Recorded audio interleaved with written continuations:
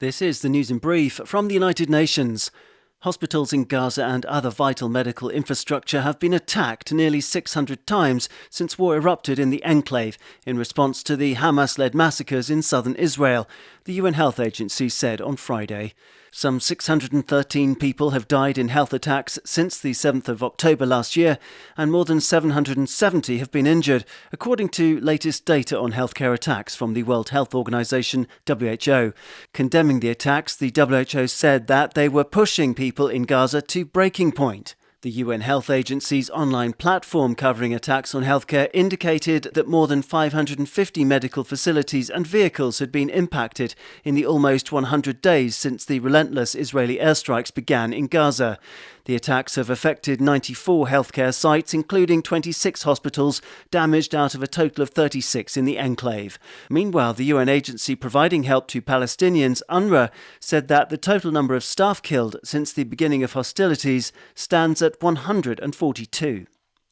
In a related story, UN Migration Agency IOM launched an urgent appeal for $69 million on Friday to support its response to rising and critical humanitarian needs in the occupied Palestinian territories. The International Organization for Migration appeal also covers neighbouring countries affected by the ongoing hostilities in Gaza.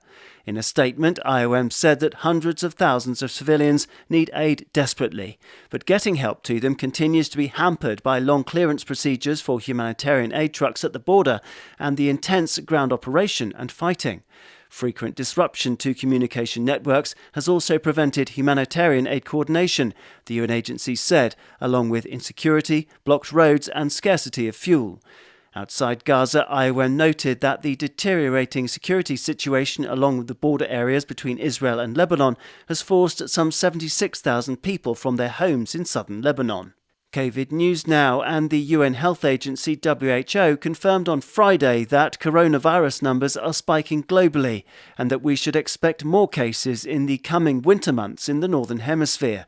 Latest data from the World Health Organization covering the 4 weeks to the 17th of December indicated a 52% increase in infections compared with the previous 28 days. That amounts to 850,000 new COVID-19 cases reported, but the true figure is likely much higher, according to WHO spokesperson Christian Lindmeier. You know that all throughout the world, the reporting has dropped, the surveillance centers have dropped, the vaccination centers have dropped, have been dismantled as well or shut down. So this, of course, leads to an incomplete picture.